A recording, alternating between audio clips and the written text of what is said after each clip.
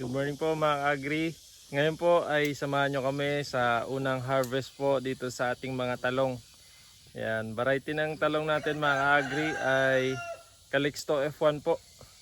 Ayan po si Dudong at saka si Pupoy, kasalukuyang pong nag-harvest ngayon. Yan, nag-umpisa na po tayo mag-harvest mga agri dahil meron na pong malalaki. Ngayon po ay sakto po 50 days old po yung ating mga talong mula po nung inilipat tanim natin dito. Ayan. So nakapag-ani na po tayo. Ganun lang po pala kabilis, no? 1 month po sa punlaan yung ating mga talong.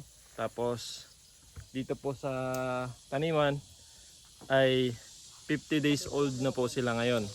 Ayan, nakapag-ani na po tayo. Ayan mga agri. Papakita ko po sa inyo yung ating mga ani ngayong umaga po mga agri. Tara po mga agri, samahan niyo po kami dito sa unang ani natin sa ating mga talong.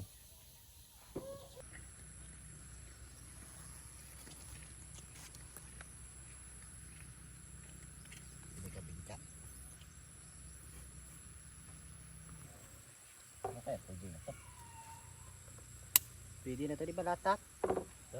Ilalim to.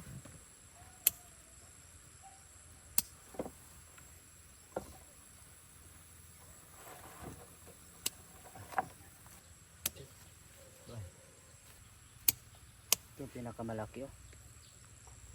Tres lang.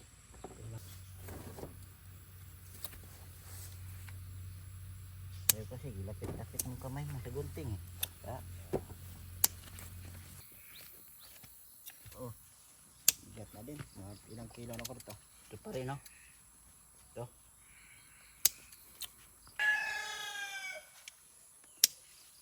Mahina na ito sa kabila eh. Ito pa.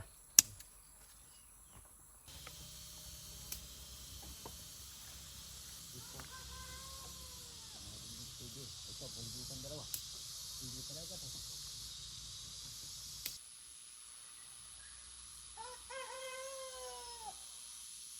Bali yung dami po ng puno natin dito mga agri ay nasa 300 po.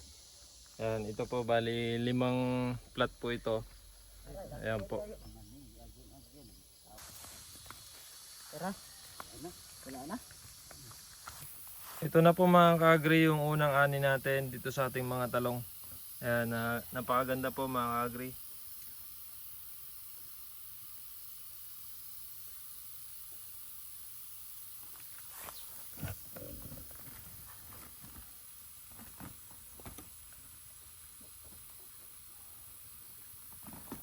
Ganda rin oh, di ba?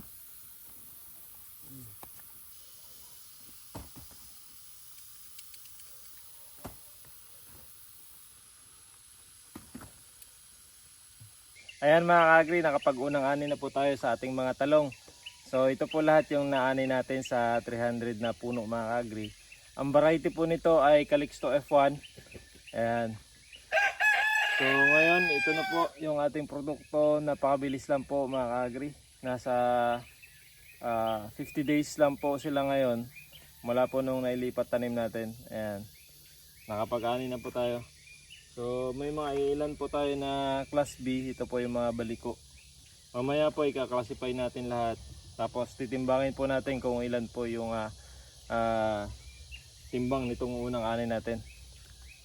Ayan na po yung mga talong natin mga agri. Ayan. Yan lang po mga agri. Maraming po salamat sa inyong pagsubaybay. Maraming po salamat sa suporta. Ingat po kayo palagi. Happy farming po sa ating lahat.